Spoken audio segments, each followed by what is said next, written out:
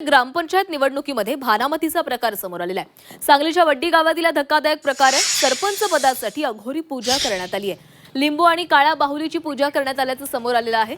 सरपंच पदाच्या पोटनिवडणुकीदरम्यान सरपंच पदासाठी भानामतीचा प्रकार घडलेला आहे। सांगलीच्या मिरज तालुक्यातल्या वड्डी गावामध्ये हा प्रकार घडलेला आहे। लोकनियुक्त सरपंचाने राजीनामा दिल्यानं सरपंच पदासाठी पोटनिवडणूक पार पडतीये। यामध्ये जनसुराज्य शक्ती पक्षाकडून राजू वजीर निवडणूक लढवतात।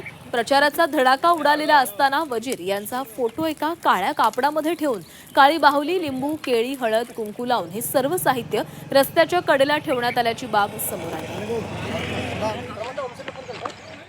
जनतेचा त्यांना प्रतिसाद न मिळाल्यामुळे भानामती, लिंबू, बाहुल्या असल्या प्रकारचा त्यांनी चालू केले। त्यांना बी न जुमानता जनता सुज्ञ आहे आणि जनतेचा प्रतिसाद राजूभाईंना जास्तीत जास्त आहे आणि राजूभाईंना ह्यावेळेला निवडणुकीत भानामती असले कुठलीही तंत्रमंत्र थांबवू शकत नाही आणि आमचा उमेदवार हा निवडून येणारच।